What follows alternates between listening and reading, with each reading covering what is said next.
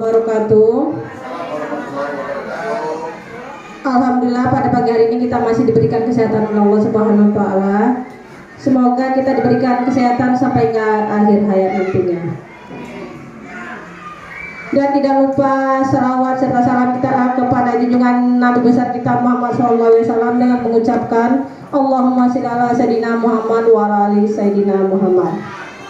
Baiklah, untuk mempersingkat waktu, untuk mempercepat waktu pada hari ini, saya akan membawakan acara kita hari ini, yaitu tentang kegiatan aksi nyata oleh guru penggerak kita atau CPG, calon guru penggerak oleh Bu Yulianti. Dengan ini akan dibuka oleh Bapak Kepala Sekolah kita, yaitu Pak Arbis. Keberapa kami persilahkan. Warahmatullahi wabarakatuh. Alhamdulillah, puji syukur kita ucapkan kehadiran Yang Maha Kuasa.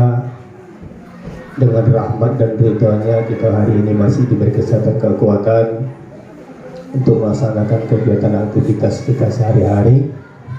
Salawat dan salam kita kirim kepada junjungan alam Nabi Muhammad SAW dengan ucapan Allahumma sholli ala sayyidina Muhammad wa ala sayyidina Muhammad.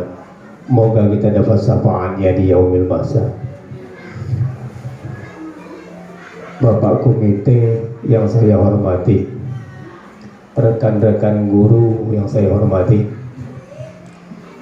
dalam kesempatan waktu singkat ini kita untuk mengikuti kegiatan salah satu daripada rekan kita untuk sebagai guru penggerak di dalam meningkatkan kualitas pendidikan di tahun 2003 untuk ke 2004.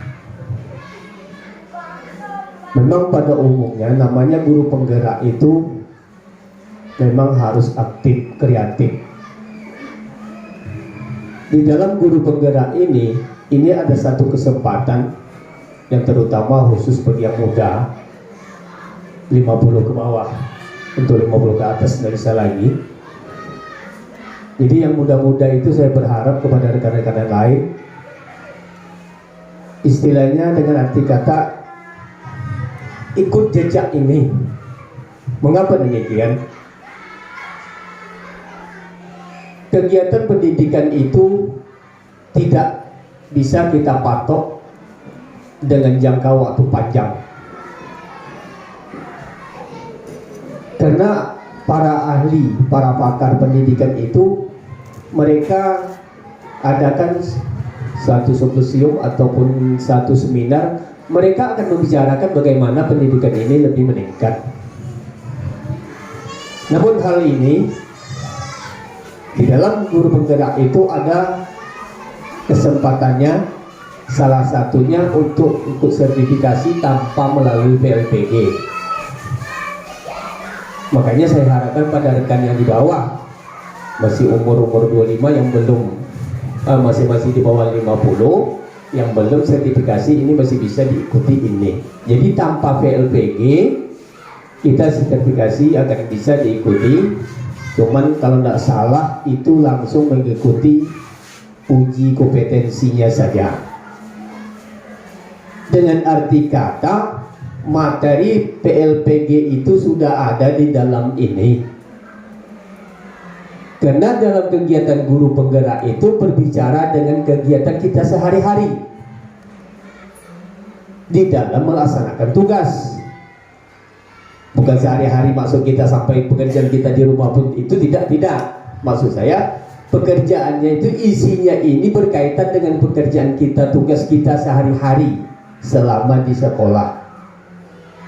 Jadi di dalam pelaksanaan kegiatan mengikuti kegiatan guru penggerak itu ada materi-materi PLPG sebenarnya di sana. Makanya PLPG-nya itu tidak perlu lagi cukup dengan uji kompetensi untuk yang mengikuti sertifikasi. Yang kedua, program pemerintah salah satunya adalah untuk jadi kepala sekolah kedepannya itu harus guru penggerak. Jadi kalau tidak guru penggerak, kecuali memang ada di belakang. Itu saja tuh. Jadi dengan arti kata, kalau yang ditetapkan aturan-aturan oleh pemerintah itu untuk jadi kepala sekolah yang akan datang itu harus guru penggerak. Termasuk pengawas itu udah dari sana dia kan gitu, jadi tinggal melompat aja gitu kan. Nah, jadi pengawas itu lebih duluan seharusnya itu, karena mengapa demikian? Seharusnya yang jadi pengawas itu jadi guru, dari kepala sekolah baru ke pengawas. Tapi kadang-kadang dari guru pun ada pengawas. Pak Bobi saya tawari kemarin tak mau deh. Bisa, bukan tidak bisa. Nah jadi dua rekan kita saya tawari itu jadi pengawas, tidak ada yang maunya. Sebenarnya lebih enak, memang kerjanya agak banyak, itu saja. Jadi kalau prinsip saya memang dari dulunya saya mau jadi pengawas daripada jadi kepala sekolah. Mengapa demikian? Jadi kepala sekolah itu banyak masalahnya, pekerjaannya banyak, tanggung jawabnya banyak. Kalau jadi pengawas, yang diawasi itu memang banyak, tapi orangnya, pekerjaannya tidak banyak. Makanya saya memang dulu berambisi untuk jadi pengawas. Jadi kalau sama makanya saya tawari kawan berdua ini kemarin tidak mau deh. Sekarang tawari kepala sekolah lagi. Jadi itu untuk kedepannya tawari dua nih, siapa yang mau nanti. Nah, jadi mengapa demikian? Pelaksanaan pendidikan yang kedepannya itu dia semakin dikatakan semakin sulit, tidak sulit, dikatakan tidak susah, menyusahkan. Ini kegiatan pendidikan kita kedepannya. Jadi bagi yang saya harapkan, terutama yang muda-muda, kalau 50 ke atas tidak perlu begitu ikuti sajalah jejaknya lagi. Tapi kalau yang 50 ke bawah itu memang kita harus ikut dengan itu.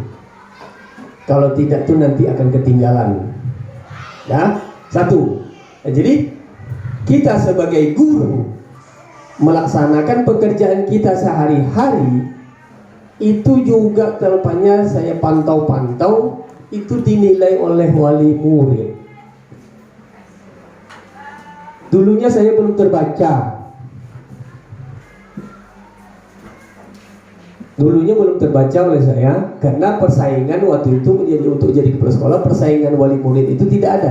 Tapi sekarang saya terbaca gitu.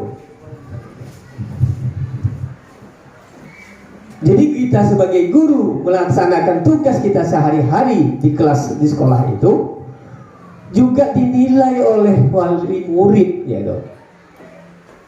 Nah, jadi berpesan saya pada rekan-rekan semuanya, laksanakan tugas kita dengan sebaik-baiknya, tapi bukan saya yang memaksakan, tetapi masyarakat yang menuntut sekarang ini. Mengapa demikian? Para wali murid sekarang itu pada umumnya minimalnya pendidikan mereka SLTA. Minimal itu kan ada kan bahkan sama-sama dengan kita gitu.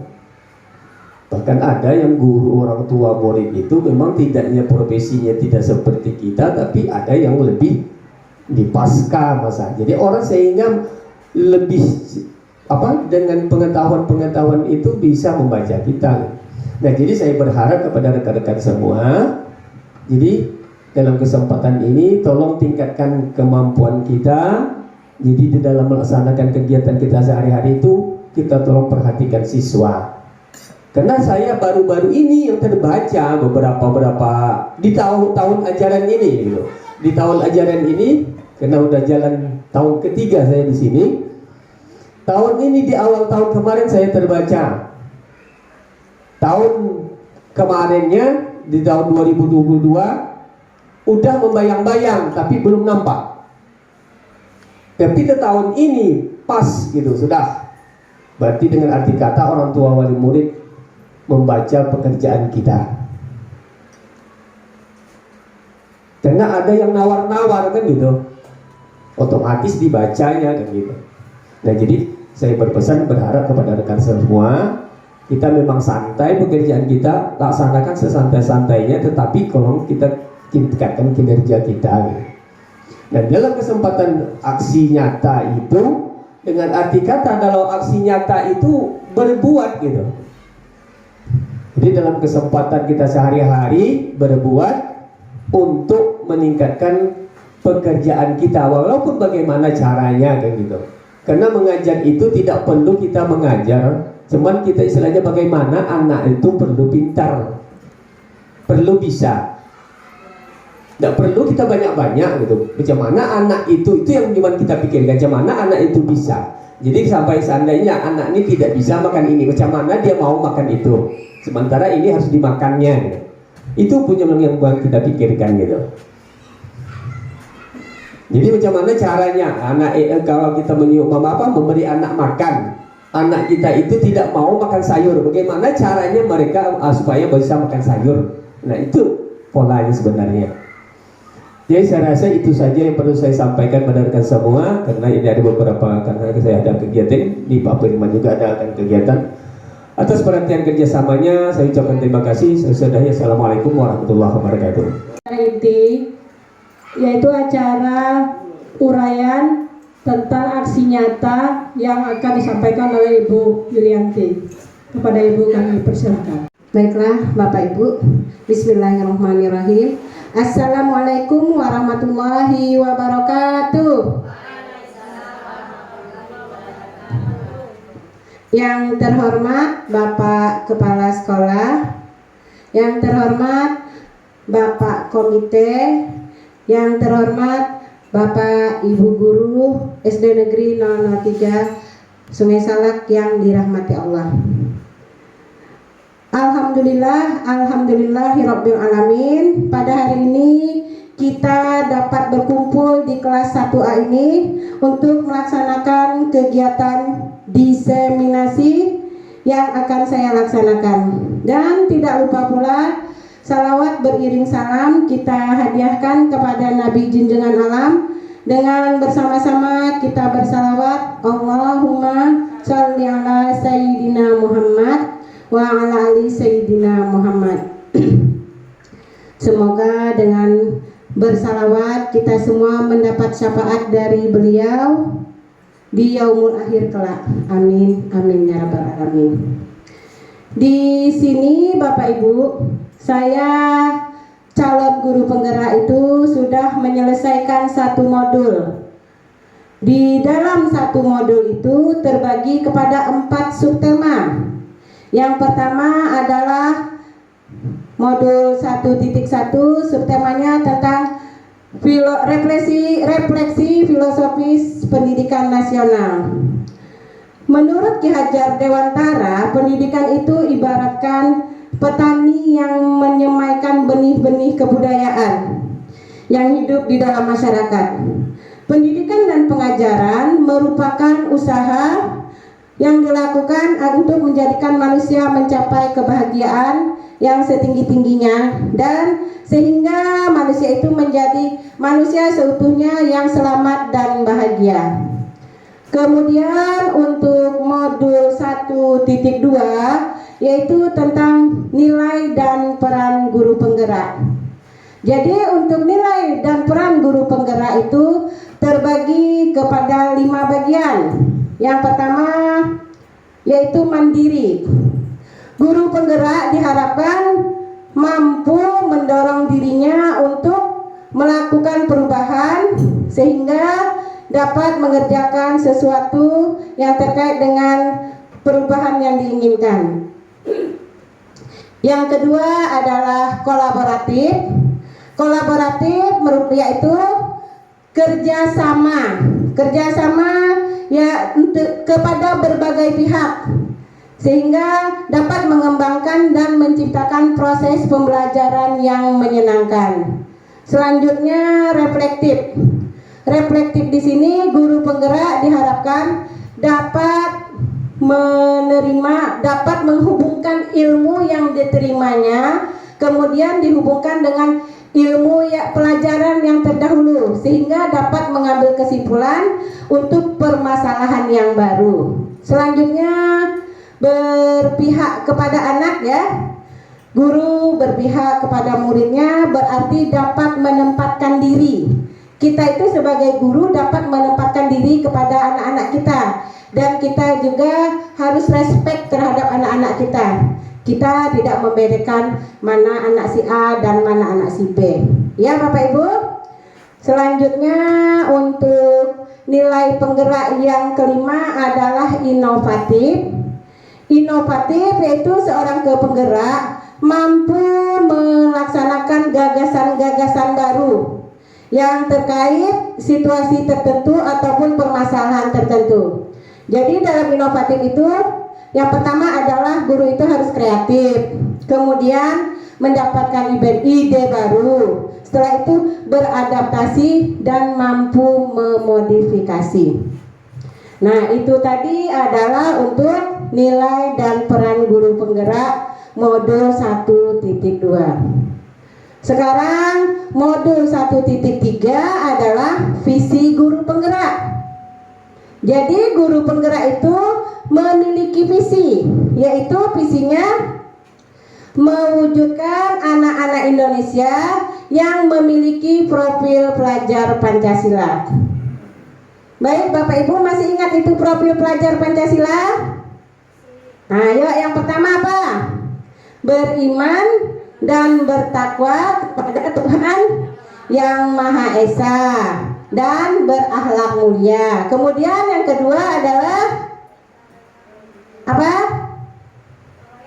Bergotong royong. Terus lagi yang ketiga adalah mandiri. Yang keempat reflektif, dan yang kelima kreatif dan inovatif bernalar kritis. Baik Bapak Ibu, jadi itulah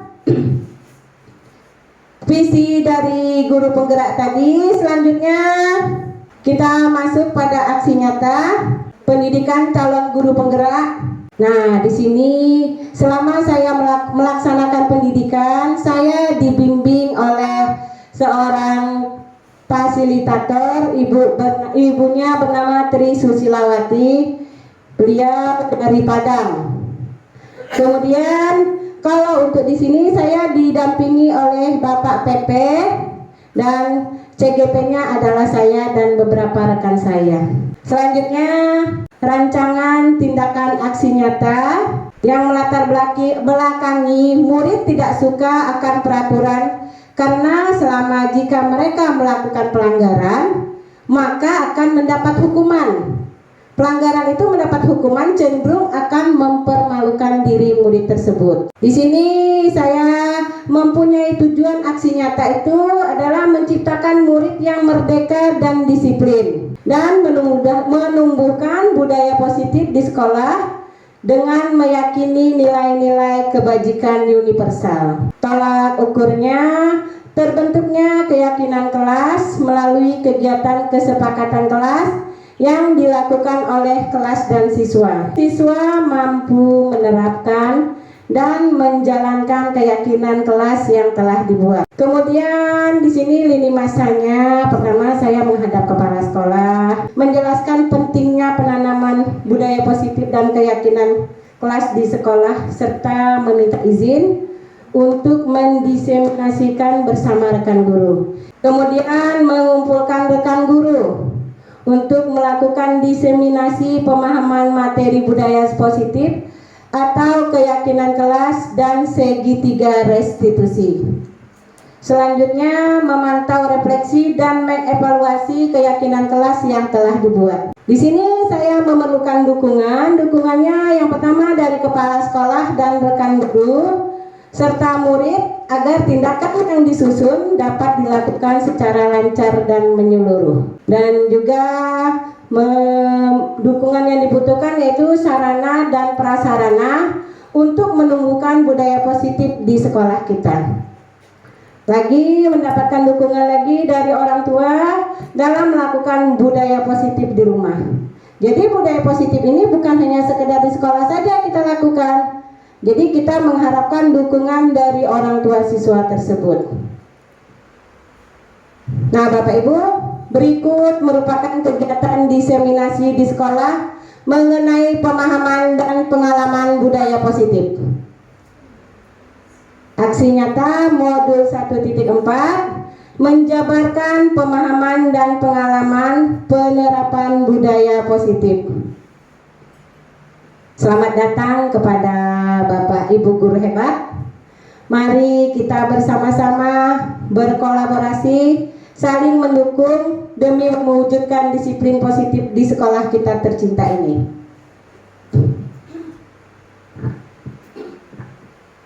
Baik Bapak Ibu semua, kita bahas satu persatu tentang pembelajaran dengan paradigma baru. Pembelajaran dengan paradigma baru dirancang berdasarkan prinsip pelajaran terdiferensiasi atau sudah proses ya, sehingga setiap siswa belajar sesuai dengan kebutuhan dari tahap perkembangannya untuk mewujudkan profil pelajar Pancasila. Selanjutnya kita membahas lagi tentang disiplin positif. Dalam budaya kita, makna kata disiplin itu dimulai menjadi sesuatu yang dilakukan seseorang atau orang lain untuk mendapatkan kepatuhan. Kita cenderung menghubungkan kata disiplin dengan ketidaknyamanan. Anak-anak kalau sudah mendengar kata disiplin itu dia bagaimana gitu rasanya? Dia merasa seperti terkekang ya Bapak Ibu, seperti yang kita laksanakan di sekolah ini. Kemudian selanjutnya sebagai pendidik, tujuan kita adalah mendidik anak-anak yang memiliki disiplin diri sehingga mereka bisa berperilaku mengacu pada nilai kebajikan universal dan memiliki motivasi intrinsik bukan motivasi ekstrinsik. Jadi anak itu dia mempunyai motivasi intrinsik itu yang berasal dari dalam diri dia sendiri, bukan karena dari luar, atau ekstrinsik itu karena penghargaan, misalnya karena hadiah. Nah, jadi disiplin positif itu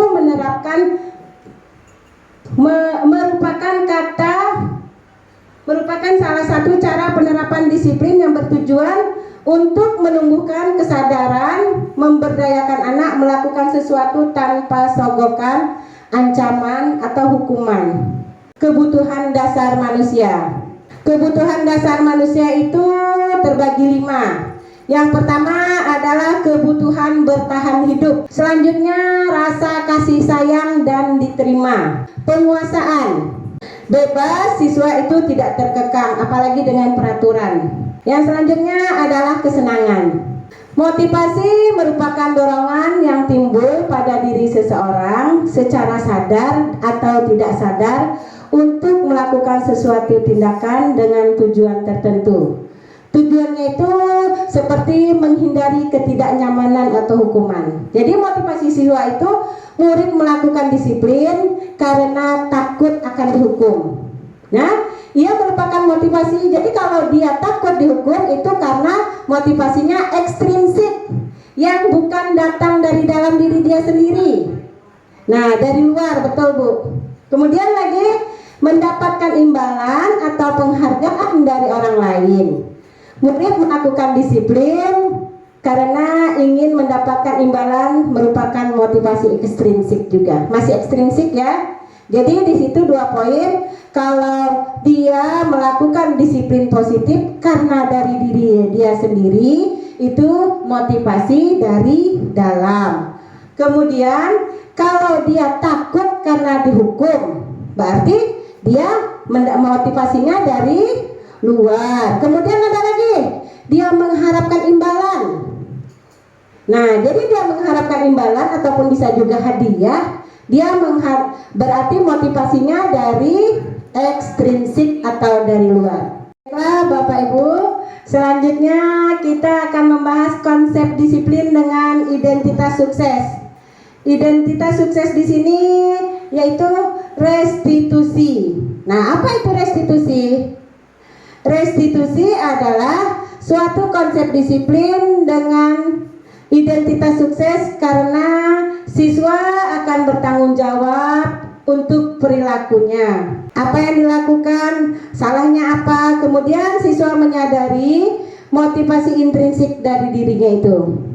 Tadi sadar untuk bertanggung jawab atas perilakunya. Misalnya tanpa kita ketahui dan tanpa kita berikan konsekuensi, anak sudah paham untuk meminta maaf dan atas kesalahan yang telah dilakukan. Kemudian yang kedua adalah fokus pada pemecahan masalah jangka panjang. Ini secara tidak langsung akan membentuk karakter anak yang bertanggung jawab. Karena dengan restitusi kita hanya akan menanyakan kepada siswa dan memberikan pertanyaan supaya siswa itu menjawab sesuai dengan apa keyakinan dirinya untuk memperbaiki dirinya. Selanjutnya, murid menghormati dirinya dan orang lain. Sebagai siswa yang tadinya sudah salah menumpahkan minuman temannya tadi, dia ingin menghormati dirinya, maka dia ingin memperbaiki kesalahan. Lalu dia minta maaf, berarti dia menghormati dirinya dan orang lain dan menjadi pribadi yang lebih baik. Selanjutnya, kalau tadi di konsekuensi ada stimulus dan respon, kalau dalam restitusi dikenal dengan teori kontrol. Teori kontrol, tanpa adanya stimulus dari guru, maka untuk bertanggung jawab sudah ada kesadaran diri, yaitu dia mengendalikan kontrolnya. Contohnya, saya harus minta maaf dari diri siswa tadi. Iya.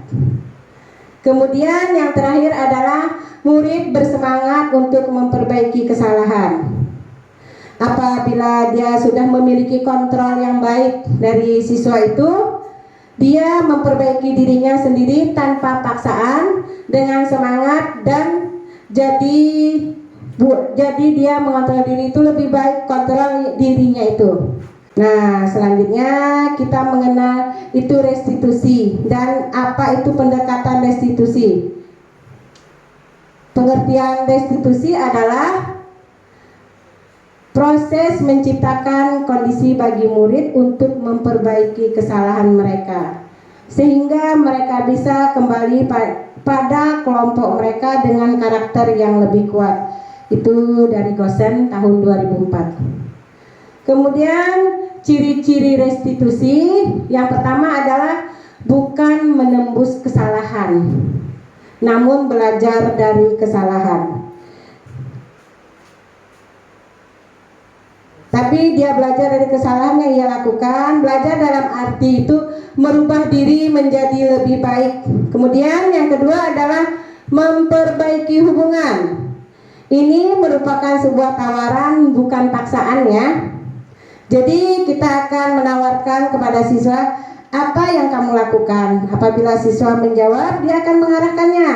Misalnya mengucapkan ingin minta maaf setelah dia berbuat salah tadi. Selanjutnya dia melakukan memperbaiki kesalahan yang telah dilakukannya itu. Jadi kita tidak perlu menuntut siswa melakukan apa yang kita inginkan, tapi membiarkan dia untuk mengerjakan sesuai dengan kepribadiannya.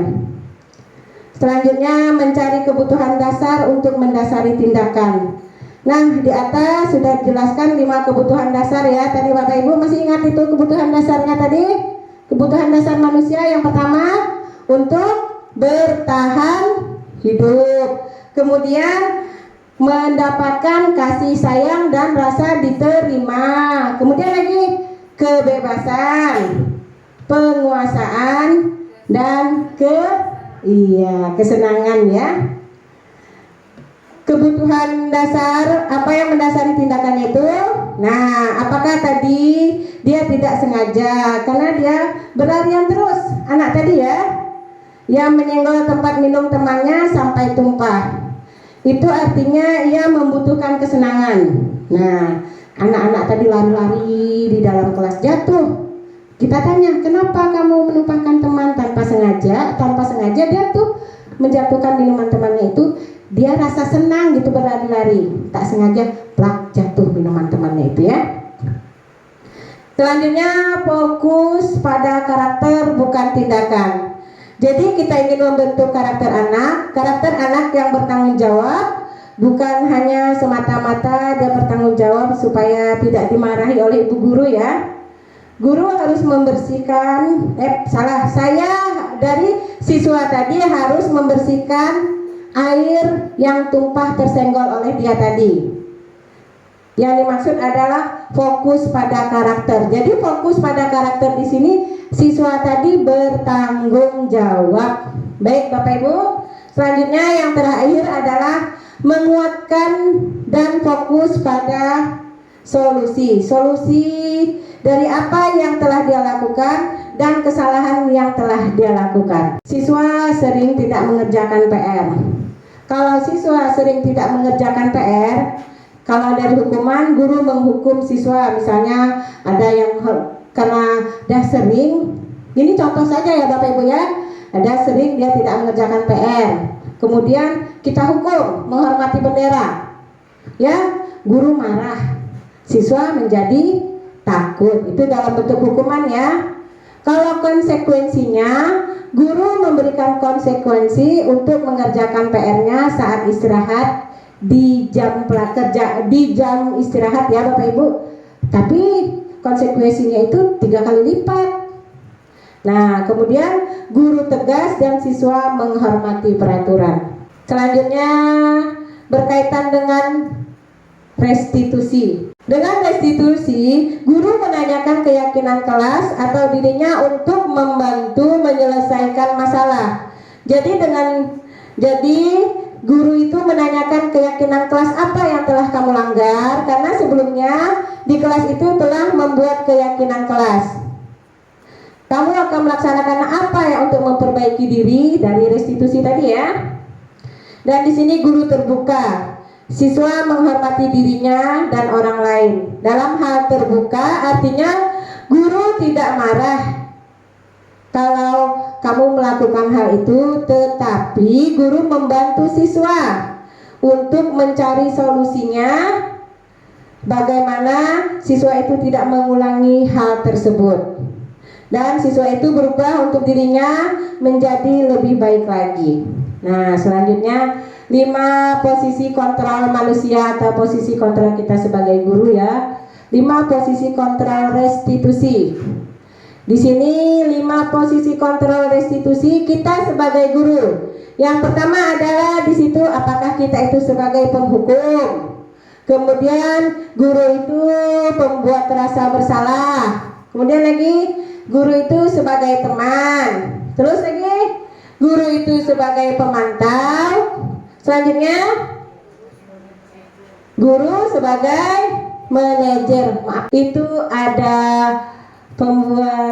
penghukum ya. Kalau penghukum biasanya guru itu ayo patuhi kesepakatan kelas yang telah dibuat itu. Kita itu menghukum mereka dengan berdiri di depan kelas.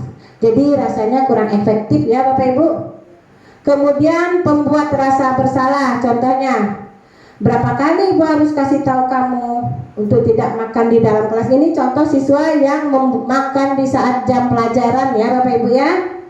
Selanjutnya guru itu sebagai teman, ayolah yang tertib, buat Ibu bangga. Kali ini tidak ada apa-apa kamu salah. Berarti kalau dia salah kita memaafkan, kemudian kita di sini sebagai teman. Jadi teman itu bagaimana? Nah, merangkulnya ya. Yang selanjutnya adalah pemantau. Nah, guru sebagai pemantau, kamu sudah melanggar apa peraturan dan konsekuensinya. Nah, jadi di situ guru itu siswa itu sudah melanggar dengan kesepakatan kelas yang telah dibuat itu. Kemudian konsekuensinya apa? Dari dia melanggar makan di saat jam pelajaran. Di sini juga guru sebagai manajer. Dalam guru sebagai manajer, guru juga menanyakan, apakah kamu tahu kesalahan kamu nak? Kira-kira bagaimana kamu akan memperbaiki kesalahanmu? Otomatis anak itu akan menjawab lagi, makan di kelas, Bu. Minta maaf ya, Bu. Lain kali saya tidak akan mengulanginya lagi. Dalam peraturan pembentukan keyakinan kelas, yang pertama adalah lebih abstrak dari peraturan, kemudian berupa pernyataan universal, dibuat dalam bentuk positif, kemudian sedikit peraturan keyakinan kelas itu tidak banyak-banyak biar mudah diingat oleh siswa. Yang selanjutnya lagi sesuai dengan kondisi kelas dan sekolah agar mudah diterapkan. Semua warga sekolah diharapkan terlibat untuk membuat keyakinan kelas tersebut. Kita lanjutkan lagi apa yang saya sampaikan tadi di dalam restitusi. Kita mengenal segitiga restitusi seperti cara penyelesaian masalah. Apabila sesuatu pelanggaran harus diselesaikan dengan segitiga restitusi. Yang pertama adalah menstabilkan identitas. Kita semua akan melakukan hal terbaik yang bisa kita lakukan. Artinya mengajak anak berbicara. Jadi anak itu tidak langsung kita salahkan. Yang tidak mengerjakan PR tadi, dengan cara kita semua harus memberikan yang terbaik. Berarti kita berbicara dengan anak tadi ya. Selanjutnya validasi tindakan yang salah. Semua perilaku memiliki asas atau memiliki alasan kenapa siswa tidak mengerjakan, apa alasan dia. Nah, kemudian yang ketiga adalah menanyakan keyakinan. Dalam menanyakan keyakinan, kita semua memiliki motivasi internal. Tidak semua bisa menuntut siswa untuk memperbaiki kesalahannya. Program disiplin positif, hendaknya guru memiliki standar kepribadian profesional dan sosial yang baik, di mana guru mampu merefleksi pada posisi kontrolnya saat ini, bagaimana perjalanan dirinya sebagai seorang among, posisi manajer untuk menuntut murid menjadi insan mandiri, disiplin, merdeka dan bertanggung jawab. Jadi Bapak Ibu semua, terima kasih sudah mendengarkan, melapangkan waktu untuk duduk bersama kita belajar tentang budaya positif. Saya sendiri mohon maaf jikalau di dalam penyampaian ini banyak yang salah ya Bapak Ibu. Wabillahi taufik wal hidayah. Assalamualaikum warahmatullahi wabarakatuh. Ya, terima kasih kami ucapkan kepada Ibu CGP tadi, itu Bu Yulianti, yang panjang lebar ya menguraikan aksi nyata yang kita temukan nantinya di setiap hari di sekolah kita.